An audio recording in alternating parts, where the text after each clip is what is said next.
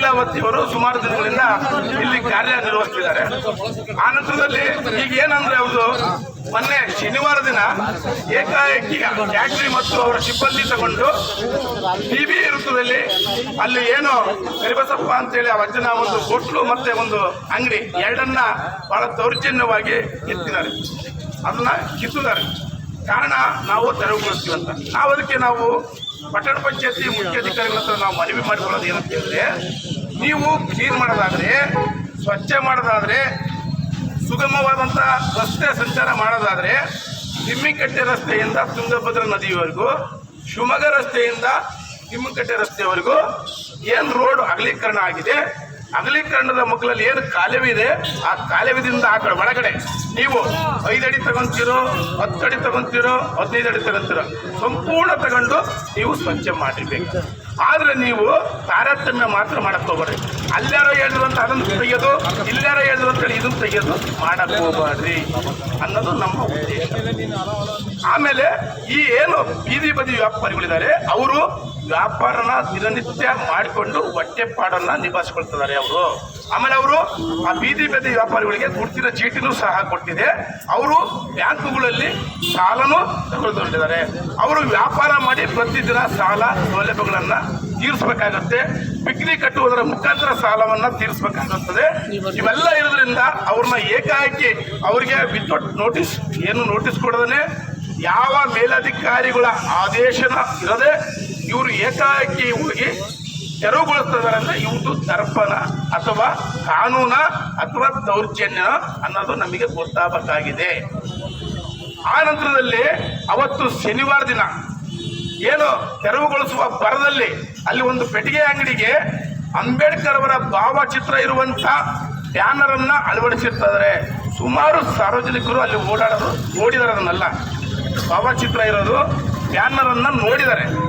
ಆದರೂ ಈ ಪುರಸಭೆಯ ಅಧಿಕಾರಿ ಅಂಬೇಡ್ಕರ್ ಅವರು ಕೊಟ್ಟಂತ ಕಾನೂನಿನಡಿಯಲ್ಲಿ ನಾನು ಇವತ್ತು ಹುದ್ದೆಯನ್ನು ತಗೊಂಡು ನಾನು ಅಧಿಕಾರವನ್ನು ಸ್ವೀಕರಿಸಿ ಕೆಲಸ ಮಾಡ್ತಿದ್ದೇನೆ, ನಾನು ಜೀವನ ಮಾಡ್ತಿದ್ದೇನೆ ಅನ್ನೋದು ಒಂದು ಕಾನೂನಿನ ಅರಿವಿಲ್ಲದೇ ಅಂಬೇಡ್ಕರ್ ಅವರ ಭಾವಚಿತ್ರವನ್ನು ಅಳವಡಿಸಿದಂಥ ಬ್ಯಾನರ್ ಅನ್ನ ಏಕಾಏಕಿ JCBಯಿಂದ ಕೀಳಿಸಿ ಅವರ ಪುರಸಭೆಯ ಪೌರ ಕಾರ್ಮಿಕರ ಮುಖಾಂತರ ಕೀಳಿಸಿ ವಾಟರ್ ಸಪ್ಲೈಯಲ್ಲಿರುವಂಥ ಕಸದ ಗುಟ್ಟಿಗೆ ಅದನ್ನು ಹಾಕಿರ್ತಾರೆ. ಅದ್ರದ್ದು ವಿಡಿಯೋ ಫೋಟೋಗಳು ಸಹ ಇದಾವೆ ನಮ್ಮ ಹತ್ರನ. ಈಗ ಆಲ್ರೆಡಿ ನಾವು ಈ ವಿಚಾರವಾಗಿ ಪೊಲೀಸ್ ಠಾಣೆಯಲ್ಲಿ ಕಂಪ್ಲೇಂಟನ್ನು ದೂರನ್ನು ಸಹ ಅವರ ಮೇಲೆ ನೀಡಿದ್ದೀವಿ.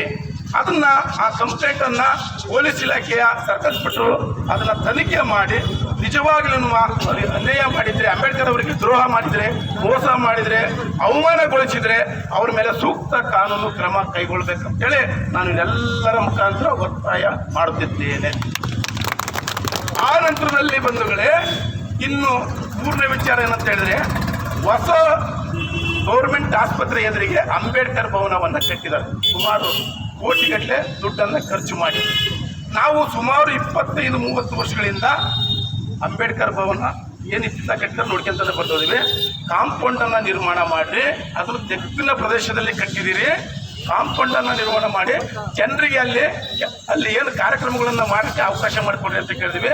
ಇವತ್ತಿನವರೆಗೂ ಕಾಂಪೌಂಡನ್ನು ನಿರ್ಮಿಸೋದಾಗಲಿ ಅಥವಾ ಅಳತೆ ಮಾಡಿ ಸರ್ವೇರು ಅವ್ರ ಇಲಾಖೆಯಲ್ಲೇ ಇದ್ದಾರೆ, ಎಲ್ಲಿ ಪುರಸಭೆ ಇಲಾಖೆಯಲ್ಲೇ ಇದ್ದಾರೆ ಸರ್ವೇರು, ಅವ್ರನ್ನ ಕರ್ಕೊಂಡು ಹೋಗಿ ಅದನ್ನು ಗುರುತಿಸಿ ಕಲ್ಲಿಟ್ಟು ಕಾಂಪೌಂಡ್ ಮಾಡುವಂಥ ಕೆಲಸವನ್ನು ಲೀಲಾವತಿಯವರು ಇಂದು ಮಾಡಿಲ್ಲ.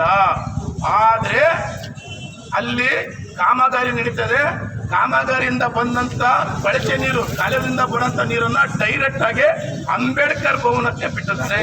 ಅದ್ರ ಫೋಟೋ ವಿಡಿಯೋಗಳು ಇದಾವೆ, ನಾವು ಕೊಡ್ತಿದ್ದೀವಿ. ಆ ನಂತರದಲ್ಲಿ ಇವರು ಇಲ್ಲಿ ಸ್ವಚ್ಛ ಮಾಡೋದನ್ನ ಅಂಬೇಡ್ಕರ್ ಭವನವನ್ನು ಯಾಕೆ ಇವತ್ತಿನವರೆಗೂ ಸ್ವಚ್ಛ ಮಾಡಿಲ್ಲ? ಅವರು ಬಂದು ಎಷ್ಟು ವರ್ಷ ಅಧಿಕಾರ ವಹಿಸಿಕೊಂಡು ಕೆಲಸ ಮಾಡ್ತಿದ್ದಾರೆ. ಇದು ಬಹಳ ಮುಖ್ಯವಾದಂಥ ವಿಚಾರ ಬಂಧುಗಳೇ. ನಾವು ಸುಮ್ಮನೆ ಯಾವುದೋ ಒಬ್ಬ ಅಧಿಕಾರಿ ವಿರುದ್ಧವಾಗಿ ಸುಮ್ಮನೆ ನಾವು ಯಾವುದೇ ಥರದ ವಿರೋಧವನ್ನು ಮಾಡಿಕೊಟ್ಟು ಅಥವಾ ಅವರ ವಿರುದ್ಧವಾಗಿ ಕೆಲಸ ಮಾಡೋಕ್ಕೆ ನಾವು ತಯಾರಿಲ್ಲ. ನಾವು ಇಷ್ಟು ವರ್ಷಗಳಿಂದ ಕರ್ನಾಟಕ ದಲಿತ ಸಂಘರ್ಷ ಸಮಿತಿ ಕಟ್ಟಿಕೊಂಡು 35-40 ವರ್ಷ ನಮ್ಮ ಈಶ್ವರಪ್ಪರು ಎಲ್ಲರೂ ಇದ್ದಾರೆ. ಅವ್ರ ಮುಖಂಡತ್ವದಲ್ಲಿ ನಾವು ಎಲ್ಲರೂ ಸೇರಿಕೊಂಡು ಇವತ್ತು ಹೋರಾಟಗಳನ್ನು ಮಾಡ್ಕೊಂತ ಬಂದಿದ್ದೀವಿ ಇವತ್ತು.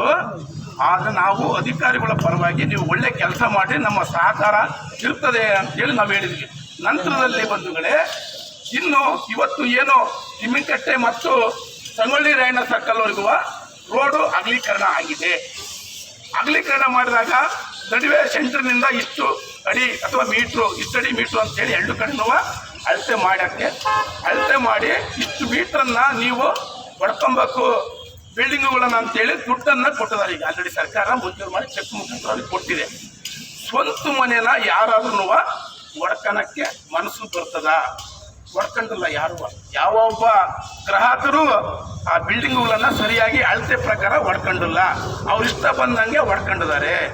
ಈ ಕಾಮಗಾರಿ ಸಾವಿರಾರು ಕೋಟಿ ಖರ್ಚು ಮಾಡಿ ಸುಗಮವಾದಂಥ ಸಾರಿಗೆ ಸಂಪರ್ಕ ಮಾಡ್ಬೇಕಂತ ಹೇಳಿ ಸರ್ಕಾರ ಮನಸ್ಸು ಮಾಡಿದ್ರೆ ಇಲ್ಲಿ ಇರೋಂಥ ಅಧಿಕಾರಿಗಳು ಯಾಕೆ ನಿಂತಿದ್ದು ನೀಟಾಗಿ ಅಳತೆ ಪ್ರಕಾರನ ನೀವು ಹೊಡೆದಿಲ್ಲ, ತಾರತಮ್ಯ ಮಾಡಿದ್ದೀರಿ. ಕಂಬಗಳು ಲೈನ್ ನೋಡಿ, ರಸ್ತೆ ನೋಡಿ, ಆಮೇಲೆ ಕಾಲುವೆ ಮಾಡಿದಿರಿ. ಕಾಲುವೆ ಮಾಡಿದ ಮೇಲೆ ಮೊದಲನೇದಾಗಿ ನೀವು ಜನರಿಗೆ ಅಲ್ಲಿ ಫುಟ್ಪಾತ್ ವ್ಯವಸ್ಥೆ ಮಾಡಬೇಕು.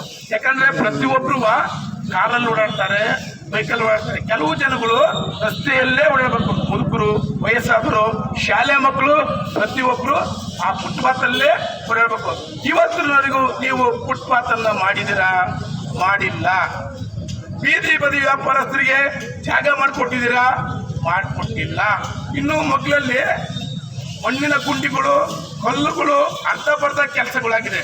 ಎಷ್ಟು ವರ್ಷದಿಂದ ಕೆಲಸ ನಡೀತದೆ, ಯಾಕೆ ತಡವಾಗಿದೆ? ಇದರಲ್ಲಿ ರಾಜಕೀಯ ಪಿತೂರಿ ಏನಾದರೂ ಇದೆಯಾ ಅಥವಾ ಅಧಿಕಾರಿಗಳು ನೀವು ಬೇಜವಾಬ್ದಾರಿತನವನ್ನ ಮಾಡ್ತಾ ಇದ್ದೀರಾ ಅನ್ನೋದು ನಮಗೆ ಗೊತ್ತಾಗಬೇಕಾಗಿದೆ.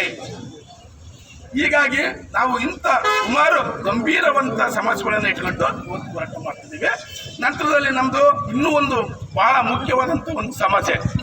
ಈ ಒಂದು ಕಾರಣಕ್ಕೆ ಒಂದು ಕಾರಣ ಏನಪ್ಪ ಅಂತ ಹೇಳಿದ್ರೆ, ಅಂಬೇಡ್ಕರ್ ಅವರ ಪ್ರತಿಮೆಯನ್ನು ನಾವು 35 ವರ್ಷಗಳಿಂದ ತಾಲೂಕು ಆಫೀಸ್ನಲ್ಲಿ, ಜಿಲ್ಲಾ ಆಡಳಿತ ಕೇಂದ್ರದಲ್ಲಿ, SP ಅವರ ಮೀಟಿಂಗ್ನಲ್ಲಿ ನಾವು ಅಂಬೇಡ್ಕರ್ ಮೂರ್ತಿಯನ್ನು ತಾಲೂಕು ಆಫೀಸ್ ಮುಂಭಾಗನೇ ನಿರ್ಮಿಸಬೇಕು ಅಂತೇಳಿ ನಾವು ಈಗ ಆಲ್ರೆಡಿನ ಆಗ್ರಹ ಮಾಡ್ಕೊಳ್ತಾನೆ ಬಂದಿದ್ದೀವಿ. ಆ ಪ್ರಕಾರನ AC ಅವರು ಹುಲ್ಮನೆ ತಿಮ್ಮಣ್ಣನವರಿದ್ದಾಗ ಇಲ್ಲಿ ರೆಜರ್ವೇಷನ್ ಮಾಡಿಕೊಟ್ಟಿದ್ದಾರೆ. ಅಂಬೇಡ್ಕರ್ ಮೂರ್ತಿನ ತಹಸೀಲ್ದಾರ್ ಆಫೀಸ್ ನಮ್ಮ ಹಿಂಭಾಗದಲ್ಲಿ ಮಾಡಬೇಕು ಅಂತೇಳಿ, ಸ್ಥಾಪನೆ ಮಾಡಬೇಕು ಅಂತೇಳಿ ರೆಜರ್ವೇಷನ್ ಆಗಿದೆ.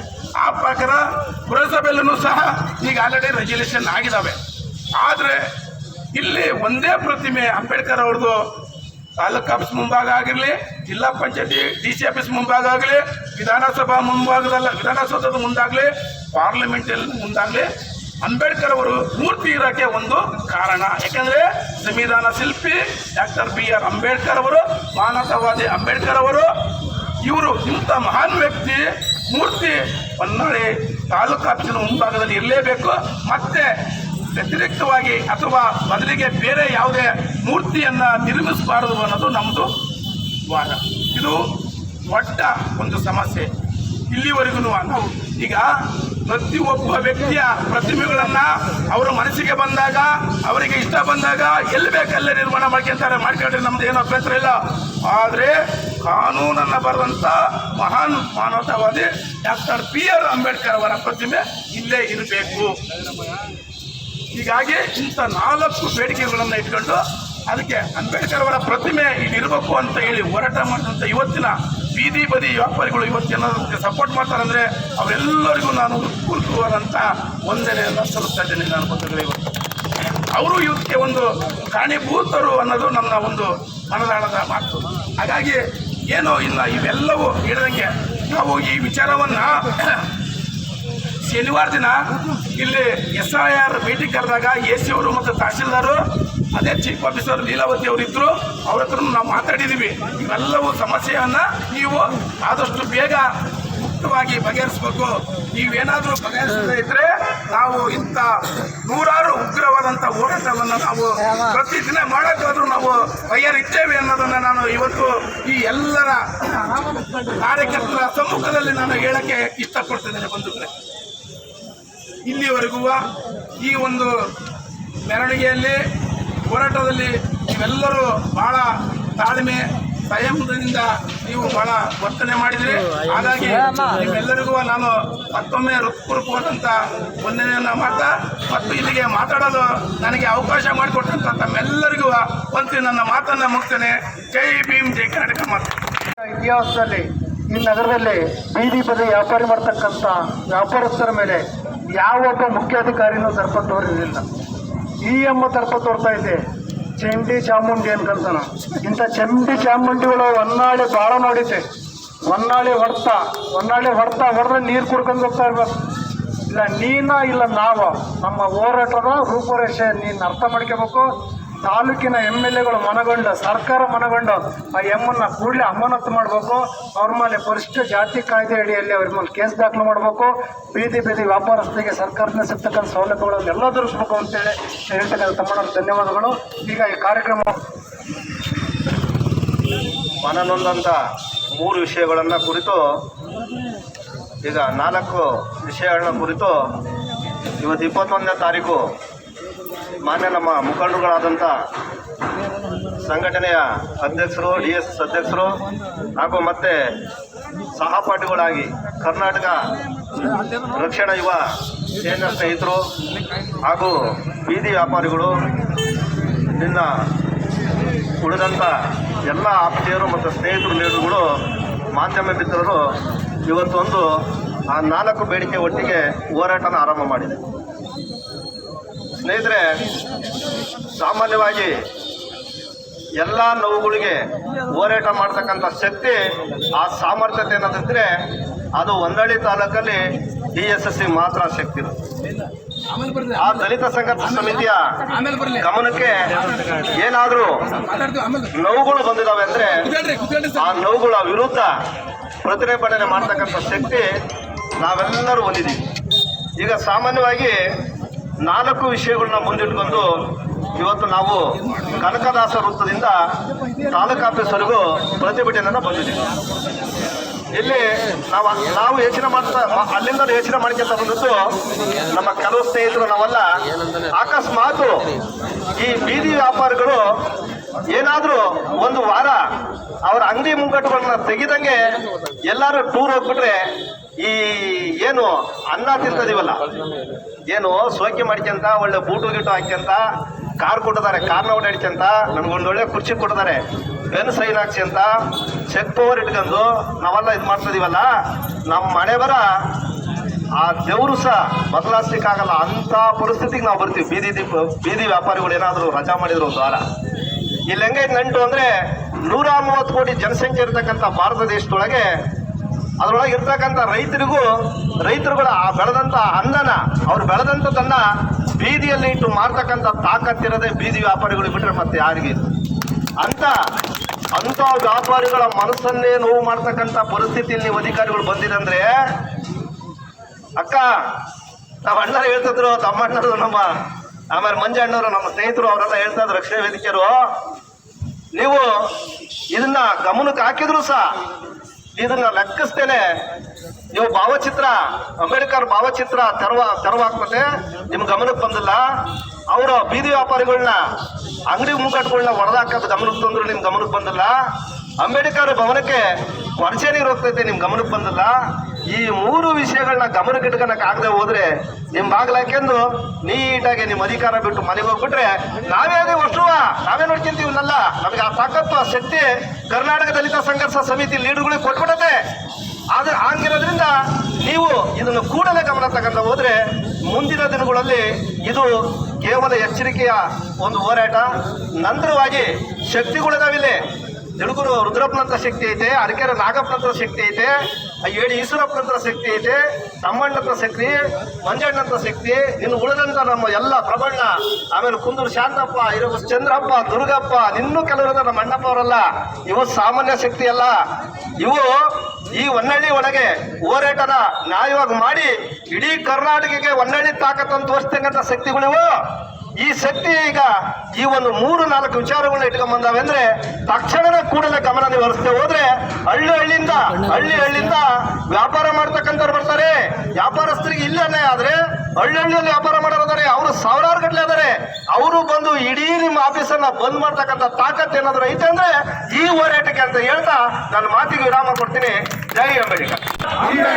ಜಿಂದಾಬಾದ್ ಜಿಂದಾಬಾದ್ ಜಿಂದಾಬಾದ್ ಜಿಂದಾಬಾದ್ ಜಿಂದಾಬಾದ್ ಬೇಕೇ ಬೇಕು ಬೇಕೇ ಬೇಕು ಬೇಕೇ ಬೇಕು.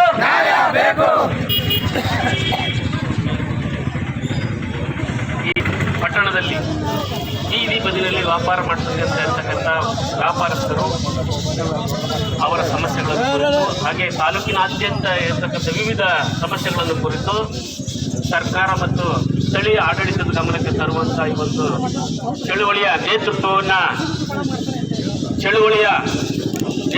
ವಹಿಸಿ ಇಲ್ಲಿ ಯಶಸ್ವಿಯಾದಂಥ ಒಂದು ಹೋರಾಟಕ್ಕೆ ಕಾರಣರಾದಂತಹ ನಮ್ಮೆಲ್ಲ ಪ್ರೀತಿಯ ಸಹೋದರ ಏನು ಕನ್ನಡ ಪರ ಸಂಘಟನೆ ಮತ್ತು ದಲಿತ ಪರ ಸಂಘಟನೆಗಳ ನಮ್ಮೆಲ್ಲ ಆತ್ಮೀಯ ಸಹೋದರ ಮಿತ್ರರೇ, ಬಂಧುಗಳೇ, ವಿಶೇಷವಾಗಿ ಮಾಧ್ಯಮದ ಮಿತ್ರರೇ, ಸ್ನೇಹಿತರೆ, ಈಗಾಗಲೇ ಮಾತಾಡ್ತಾ ನಮ್ಮ ಸಹೋದರ ತಮ್ಮಣ್ಣನವರು ಬಹಳ ಸ್ಪಷ್ಟವಾಗಿ ಎಚ್ಚರಿಕೆಯನ್ನು ಕೊಟ್ಟಿದ್ದಾರೆ ತಾಲೂಕು ಆಡಳಿತಕ್ಕೆ ಮತ್ತು ಜಿಲ್ಲಾಡಳಿತಕ್ಕೆ, ಸರ್ಕಾರ. ಇಲ್ಲಿ ಪ್ರಶ್ನೆ ಏನಂದ್ರೆ, ಇದು ನಿರಂತರವಾಗಿ ನಡೀತಾ ಇದೆ. ಬೇಕು ಮತ್ತು ಬೇಡಗಳ ನಡುವಿನ ಹೋರಾಟ ನಿರಂತರವಾಗಿ ನಡೀತಾ ಇದೆ. ಬಡವರಿಗೆ ಬೇಡಗಳ ನಡುವಿನ ಹೋರಾಟ ಹಿಂದಿನದಲ್ಲ, ಈಗಿಂದಲ್ಲ, ಮತ್ತೆ ಮುಂದೆ ನಡೆಯಲ್ಲ ಅನ್ನೋದಿಲ್ಲ. ಇದು ನಿರಂತರವಾಗಿ ನಡೀತಾ ಇದೆ. ಈ ಒಂದು ಹೋರಾಟ ಬೇಡಗಳ ನಡುವೆ ಅಂತ ನಾನು ಮಾತಾಡಿದೆ. ಸ್ನೇಹಿತರೆ, ಬೇಕು ಅನ್ನೋರು ಯಾರು? ಇಲ್ದೇರರು. ಈಗ ನಿಮಿಗಳಿಗೆ ಸಾವಿರಾರು ಸಂಖ್ಯೆಯಲ್ಲಿ ಬೀದಿನಲ್ಲಿ ವ್ಯಾಪಾರ ಮಾಡತಕ್ಕಂಥ ಜನ ಸಮುದಾಯ ಇದೆ. ಅಲ್ಲಿ ಯಾವುದೇ ಜಾತಿ ಇಲ್ಲ. ಎಲ್ಲಾ ಸಮುದಾಯದ ವ್ಯಕ್ತಿಗಳು ಕೂಡ ಬೀದಿ ಬದಿನಲ್ಲಿ ವ್ಯಾಪಾರ ಮಾಡ್ಕೊಂಡಿದ್ದಾರೆ. ಕೂಲಿ ಕಾರ್ಮಿಕರಿದ್ದಾರೆ, ಕೃಷಿ ಕಾರ್ಮಿಕರಿದ್ದಾರೆ. ಈ ಎಲ್ಲ ಜನವರ್ಗದ ಒಂದು ಪ್ರಮುಖವಾದಂಥ ಅವರು ಬಯಸುವಂತ ಸೌಲಭ್ಯವನ್ನು ಕೊಡುವಂತವ್ರು ಯಾರು? ಇದು ಬಹಳ ದೊಡ್ಡ ಪ್ರಶ್ನೆ, ಯಕ್ಷ ಪ್ರಶ್ನೆ. ಇದು ಇತ್ತೀಚಿನ ದಿನದಲ್ಲೇ ಹೊನ್ನಾಳಿನಲ್ಲೇ ಒಂದು ಬೀದಿ ಬದಿ ವ್ಯಾಪಾರ ಸಂಘದ ಆರಂಭ ಆಯಿತು. ಆರಂಭದ ದಿನಗಳಲ್ಲೇ ಸ್ಥಳೀಯ ಆಡಳಿತಕ್ಕೆ ಬಹಳಷ್ಟು ವಿಷಯಗಳನ್ನು ಮನವರಿಕೆ ಮಾಡಿಕೊಟ್ಟಾಯಿತು. ನಿಜ, ನಮ್ಗಳಿಗೆ ಯಾರಿಗೂ ಕೂಡ ಹೊನ್ನಾಳಿ ಕೆಟ್ಟದಾಗಿರ್ಲಿ ಅಂತ ಆಸೆ ಇಲ್ಲ. ನಮ್ಗೆ ಯಾರು ಕೂಡ, ನಿಮಗೆಲ್ಲ ಏನು ಆಸೆ ಇದೆಯಾ ಅದು 10ರಷ್ಟು ಆಸೆ ನಮ್ಮೆಲ್ಲರಿಗೂ ಇದೆ. ಹೊನ್ನಾಳಿ ಪಟ್ಟಣ ಸುಂದರವಾದಂಥ ನಗರ ಆಗಬೇಕು. ಹೊನ್ನಾಳಿ ಪಟ್ಟಣ ಸ್ವಚ್ಛವಾದಂಥ ನಗರ ಆಗಿರ್ಬೇಕು. ಹೊನ್ನಾಳಿ ಪಟ್ಟಣ ದೇಶಕ್ಕೆಲ್ಲ ಪ್ರಪಂಚಕ್ಕೆ ಕೀರ್ತಿ ತರಬೇಕು. ಅದೆಲ್ಲದ ಆಸೆ ನಮಗೂ ಕೂಡ ಇದೆ. ಆದರೆ ಇಲ್ಲಿ ಬೀದಿ ಬದಿನಲ್ಲಿ ಕೂತು ವ್ಯಾಪಾರ ಮಾಡುವಂಥವ್ರು ಯಾರು ಮಾಡ್ತಾರೆ? ಯಾವ ಶ್ರೀಮಂತ ಬಂದು ಮಾಡ್ತಾನ್ರಿ ವ್ಯಾಪಾರವನ್ನ? ಅವತ್ತಿನ ದುಡಿಮೆ ಮಾಡಿ ಅವತ್ತು ಮನೆಗೆ ಒಯ್ದು ತನ್ನ ಹೆಂಡತಿ ಮಕ್ಕಳು ತನ್ನ ಆಶ್ರಿತರನ್ನ ಸಾಕುವಂತ ಒಂದು ಸಣ್ಣ ಪ್ರಯತ್ನವನ್ನ ಬೀದಿ ಬದಿ ವ್ಯಾಪಾರಸ್ಥರು ಮಾಡ್ತಾ ಇದ್ದಾರೆ. ಅವರುಗಳಿಗೆ ಮೂಲ ಸೌಕರ್ಯಗಳನ್ನು ಕಲ್ಪಿಸಿಕೊಡುವಂತದ್ದು ಸ್ಥಳೀಯ ಆಡಳಿತದ ಕರ್ತವ್ಯ, ಅದು ಮತ್ತು ಜವಾಬ್ದಾರಿ ಕೂಡ ಹೌದು. ಪೊಲೀಸರು ಅವರು ಸಾರ್ವಜನಿಕರ ಸುಗಮ ಸಂಚಾರಕ್ಕೆ ತೊಂದರೆ ಆಗುತ್ತೆ ಅಂತ ಅವರು ಅಡ್ಡಿಪಡಿಸ್ತಾರೆ, ಅದು ಅವ್ರ ಕರ್ತವ್ಯ, ಒಪ್ಕೊಳ್ಳೋಣ. ಈಗ ನಮ್ದು ಉದ್ದೇಶ ಸಾರ್ವಜನಿಕರ ಓಡಾಟಕ್ಕೆ ತೊಂದರೆ ಮಾಡಬೇಕು ಅನ್ನೋದಲ್ಲ. ನನಗೂ ಹೊಟ್ಟೆ ಇದೆ, ನನ್ನನ್ನು ಆಶ್ರಯಿಸತಕ್ಕಂಥ ನನ್ನ ಕುಟುಂಬದ ವರ್ಗಕ್ಕೂ ನನಗೂ ಹೊಟ್ಟೆ ಇದೆ. ಅವ್ರನ್ನ ಸಾಕದಂಗೆ ದುಡಿಯೋ ಕೈಗಳಿಗೆ ಕೆಲಸ ಕೊಡ್ಬೇಕಾನೆ. ದುಡಿಯುವಂತ ಕೈಗಳಿಗೆ ಕೆಲಸ ಕೊಡ್ಬೇಕ ಬೇಡ್ರಿ? ಹೋದ್ರಂದ್ರೆ ಎಲ್ಲ ದುಡಿಯೋ ಕೈಗೆ ಕೆಲಸ ಬೇಕು, ಹೌದಾ? ದುಡಿಮೆ ಕೃಷಿ ಕಾರ್ಮಿಕರು ನಾವು ಹಿಂದೆಲ್ಲ ಭೂ ಹೋರಾಟವನ್ನು ಮಾಡಿದ್ವಿ. ಅದರಲ್ಲಿ ಬಹಳಷ್ಟು ಜನ ಸ್ನೇಹಿತರು ನಾವೆಲ್ಲರೂ ಕೂಡ ಇಲ್ಲೇ ಇದೀವಿ. ಬೇಕೇ ಬೇಕು, ಭೂಮಿ ಬೇಕು ಅಂತ ಹೋರಾಟ ಮಾಡಿದ್ದೀವಿ. ಹಳ್ಳಿನೆಲ್ಲ ಒಂದಷ್ಟು ದುಡ್ಡು ಭೂಮಿಗಳನ್ನ ಜಾತಿ ಇಲ್ದಂಗೆ, ಏನು ಶಿವಪ್ಪ, ಜಾತಿ ಇಲ್ದಂಗೆ ಎಲ್ಲಾ ಸಮಾಜದವರು ಕೂಡ ಅನುಭವಿಸ್ತಾ ಇದ್ದಾರೆ. ಹೋರಾಟ ಮಠ ಒಂದೇ ಸಮುದಾಯ ಮಾಡಬೇಕು ಅಂತ ಗಟ್ಟಿ ಹಾಕ್ಬಿಟ್ಟಿದ್ದಾರೆ.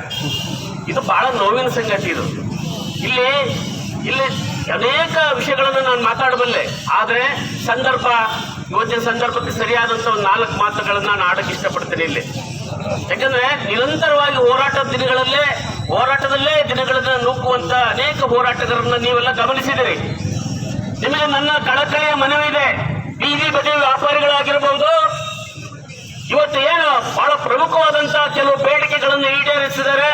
ಈಡೇರಿಸುವಂತ ನಿಟ್ಟಿನಲ್ಲಿ ಮಾತಾಡಿದ್ದೇವೆ. ಆ ಬೇಡಿಕೆಗಳು ಈಡೇರಿದರೆ ಯಾರ್ಯಾರಿಗೆ ಸೌಲಭ್ಯ ಸಿಗುತ್ತೆ ಆ ಎಲ್ಲ ಸ್ನೇಹಿತರಿಗೂ, ಎಲ್ಲ ಬಂಧುಗಳಿಗೂ, ನಮ್ಮ ಅಕ್ಕ ತಂಗಿಯರಿಗೂ ನನ್ನ ವಿನಂತಿ ಇದೆ. ಈಗ ನಿರಂತರವಾಗಿ ಹೋರಾಟಗಾರರು ಸಾಯಿಸ್ತಾನೇ ಇದ್ರಿ. ಹೋರಾಟಗಾರರಿಗೆ ಉತ್ಸಾಹವನ್ನು ತುಂಬುವಂತ, ಹೋರಾಟಗಾರರನ್ನು ಬೆಂಬಲಿಸುವಂತ ಮನಸ್ಥಿತಿ ನಿಮಗೆ ಬೇಕು. ಇದು ಬೇಕಾ ಬೇಡ್ರಿ? ಬೇಕು ಅಂದ್ರೆ ಜೋರ ಚಪ್ಪಳೆ ತಟ್ಟಿ ನಿಮಗೆ ತಮ್ಮಣ್ಣ ಇರ್ಬೋದು, ನಾನಿರ್ಬೋದು, ನಂತರ ತಮ್ಮಣ್ಣ ತರ ಇರ್ತಕ್ಕಂಥ ಅನೇಕ ನಮ್ಮ ಕನ್ನಡ ಪರ ಸಂಘಟನೆಗಳ ಮಿತ್ರರು, ನಮ್ಮ ಪ್ರಭಾಕರ್ ಎಲ್ಲ ಗೆಳೆಯರಿದ್ದೀವಿ ನಾವಿಲ್ಲಿ. ಇನ್ನು 4-6 ವರ್ಷ ಬದುಕಬೇಕನ್ನ ಆಸೆ ಐತ ನಿಮಗೆ? ಬರೀ ತಮ್ಮಣ್ಣ ಒಬ್ಬ ಕೂಗಾಡಿ ಹೋಗ್ಬಿಡ್ಬೇಕು ಅಂತ ಐತಾ, ಅಥವಾ ಈಶ್ವರಪ್ಪ ಒಬ್ಬನ ಕೂಗಾಡಿ ಹೋಗ್ಬಿಡ್ಬೇಕು ಅಂತ ಐತಾ? ಇಲ್ಲ ತಾನೆ, ಬದುಕ್ಬೇಕು. ಹೌದಲ್ಲಮ್ಮ? ಆಗಿದ್ದ ಅಂಗದ ಮೇಲೆ ನೀವೇನ್ ಮಾಡ್ಬೇಕು? ಹೋರಾಟಗಾರರನ್ನ ಗುರುತಿಸ್ಬೇಕು. ಸೌಲಭ್ಯ ತಗೊಂಡು ನಾವು ಬೇಕೇ ಬೇಕು, ಭೂಮಿ ಬೇಕಂತ ಹೋರಾಟ ಮಾಡಿದ್ವಿ. ಇಡೀ ತಾಲೂಕಿನಾದ್ಯಂತ ಸಹಸ್ರಾರು ಜನಗಳಿಗೆ ಭೂಮಿ ಸಿಕ್ತು. ಬೇಕೇ ಬೇಕು, ನಿವೇಶನ ಬೇಕಂತ ಹೋರಾಟ ಮಾಡಿದ್ವಿ. ಸಾವಿರಾರು ಜನರಿಗೆ ನಿವೇಶನ ಸಿಕ್ತು. ಎಲ್ಲಿದ್ದೀರಲ್ಲ? ಬೇಕೇ ಬೇಕು, ವಸತಿ ಶಾಲೆ ಬೇಕಂತ ನಾವು ಹೋಬಳಿಗೊಂದು ವಸತಿ ಶಾಲೆ ಬೇಕು ಅಂತ ಸ್ಟ್ರೈಕ್ ಮಾಡಿದ್ವಿ. ಇವತ್ತು ಹೆಂಡ ಅಂಗಡಿ ಬೇಕಂತ ಹೋರಾಟ ಮಾಡ್ತಾ ಇದಾರೆ ಅಲ್ವಾ? ಇವತ್ತು ನೋಡಿ, ಇವತ್ತು ಜಂತರ್ ಮಂತರ್ನಲ್ಲಿ ಏನ್ ನಡೀತಾ ಇದೆ ನೀವೆಲ್ಲ ನೋಡ್ತಾ ಇದ್ದೀರಿ. ಇನ್ನೊಂದು ಕಾಲ ಇತ್ತು, ನಾವು ಕಾಲ್ನಡಿಗೆಯಲ್ಲಿ ಹಳ್ಳಿಗಳಿಗೆ ಹೋಗ್ಬೇಕಾಗಿತ್ತು. ಸಾಧ್ಯವಾದ್ರೆ ಬಾಡಿಗೆ ಸೈಕಲ್ಗಳು ತಂದು ಹಳ್ಳಿಗಳಿಗೆ ಹೋಗ್ಬೇಕಾಗಿತ್ತು. ಒಂದು ಸುದ್ದಿ ಒಂದು ಹಳ್ಳಿಗೆ ಬಿಟ್ಟಬೇಕಂದ್ರೆ ಒಂದು ಮಾರಿಕಪ್ಪಕ್ಕೆ ಒಂದು ಮಂಜು ನಾವು ಹೇಳಿದ್ರೆ ಒಂದು ನಡ್ಕೊಂಡು ಹೋಗಿ ಹಳ್ಳಿಗೆ ಹೇಳ್ಬೇಕಾಗಿತ್ತು.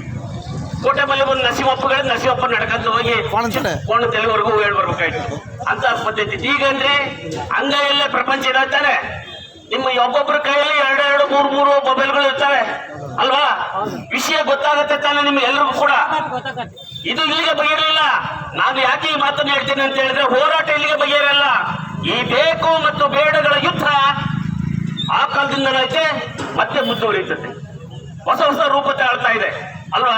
ಆ ಕಾರಣಕ್ಕೆ ಈ ತರ ಏನು ಮಾನ್ಯ ಮುಖ್ಯಾಧಿಕಾರಿಗಳಿದ್ದಾರೆ ಅಂತವ್ರೆಲ್ಲರೂ ಕೂಡ ನಾವು ನೋಡಿದ್ದೀವಿ. ಅವರು ಕನಿಷ್ಠ ಒಂದು ಮಾನವೀಯತೆಯಲ್ಲಿ ಇರಬೇಕಾಗತ್ತೆ. ಕನಿಷ್ಠ ಮಾನವೀಯತೆಯಲ್ಲಿ ನಾವೇನು ಕೇಳಿದೀವಿ? ಈಗ ಕೇಳಿದ್ದೇನು? ಪರ್ಯಾಯ ವ್ಯವಸ್ಥೆ ಮಾಡಿ. ನಮಗೆ ಬೀದಿನಲ್ಲಿ ನಿಂತು ವ್ಯಾಪಾರ ಮಾಡ್ಬೇಕಂತ ನಮಗೂ ಆಸೆ ಇಲ್ಲ, ಓಡಾಡೋ ಜನರಿಗೆ ತೊಂದರೆ ಮಾಡ್ಬೇಕಂತ ಆಸೆ ಇಲ್ಲ. ನಿಜ, ನಮಗೆ ವ್ಯವಸ್ಥೆ ಮಾಡ್ಕೊಡೋರು ಯಾರ್ರಿ? ನಾನೇ ಇಟ್ಟಂತ ಅಂಗಡಿನ ನಾನೇ ಎತ್ತಲ್ಲ, ನೀವು ಬಂದು ಎತ್ತಕ್ಕೆ ನೀವು ಯಾರು? ನಿಮಗೇನು ಅಧಿಕಾರ ಇದೆ ಅಲ್ವಾ? ಆಮೇಲೆ ಇನ್ನೊಂದು ವಿಷಯ, ಬಾಬಾ ಸಾಹೇಬ್ ಅಂಬೇಡ್ಕರ್ ಅವರ ಭಾವಚಿತ್ರ ಇರತಕ್ಕಂತ ಒಂದು ಬ್ಯಾನರ್ ಅನ್ನ, ಅದ್ರ ಬ್ಯಾನರ್ ಇರಲಿ ಮತ್ತೊಂದಿರಲಿ, ಇವತ್ತು ಜಗತ್ತಿಗೆ ವಿಶ್ವದ ಜ್ಞಾನದ ಸಂಕೇತ ಬಾಬಾ ಸಾಹೇಬ್ ಅಂಬೇಡ್ಕರ್.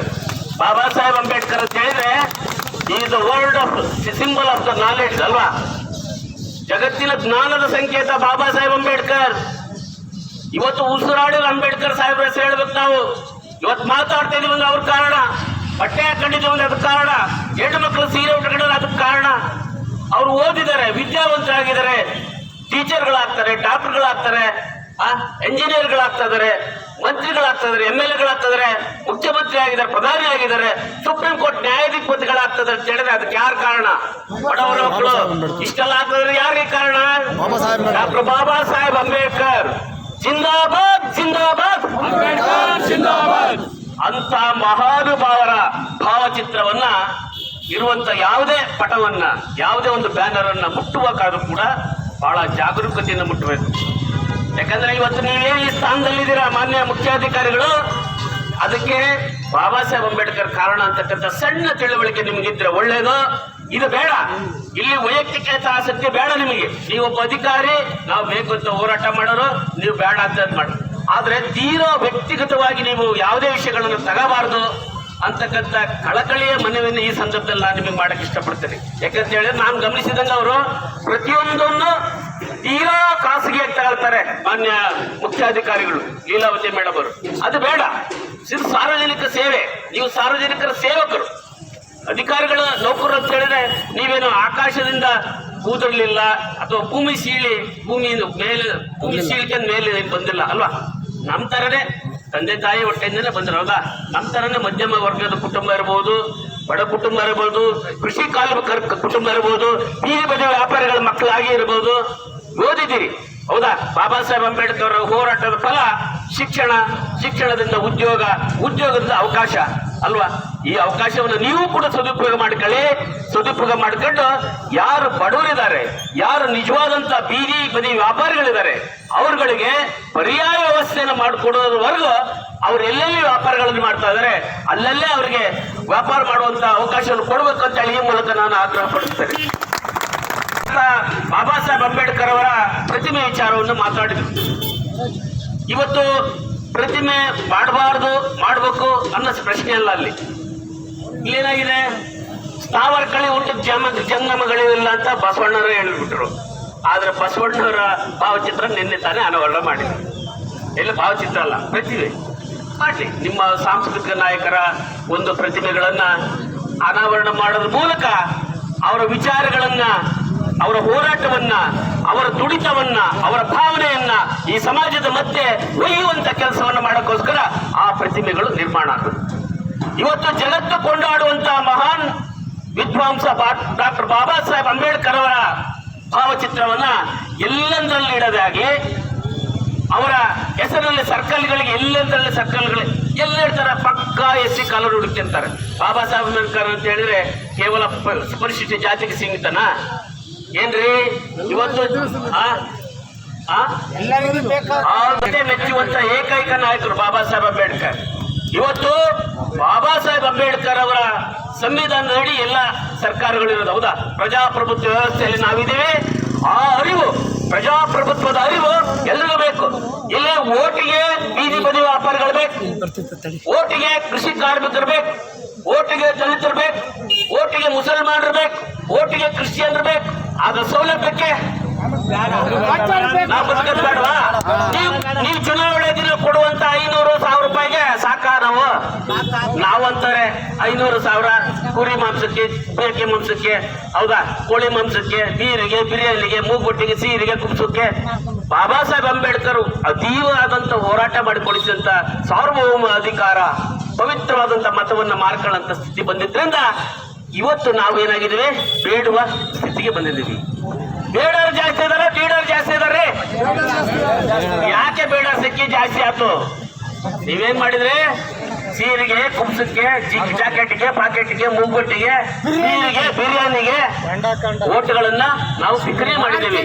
ಓಟ್ ಮಾರೋದನ್ನು ಕೂಡ ನಾವು ನಿಲ್ಬೇಕು. ಯಾಕಂದ್ರೆ ಇಲ್ಲಿ ನಾನು ಅತ್ಯಂತ ಕಳಕಳಿ ಮತ್ತು ಕಾಳಜಿಯುತವಾಗಿ ಮಾತಾಡ್ತಾ ಇದ್ದೀನಿ. ಯಾಕಂತ ಹೇಳಿದ್ರೆ ಇಲ್ಲಿಗೆ ಬಗೆಯಿರಲಿಲ್ಲ. ನಾನು ಹೇಳಿದ್ದೀನಿ, ಈಗ ಇದು ಮತ್ತೆ ಹೊಸ ರೂಪ ತಾಗುತ್ತೆ. ಈ ಹೋರಾಟ ಇಲ್ಲಿ ನಿಲ್ಲಲ್ಲ.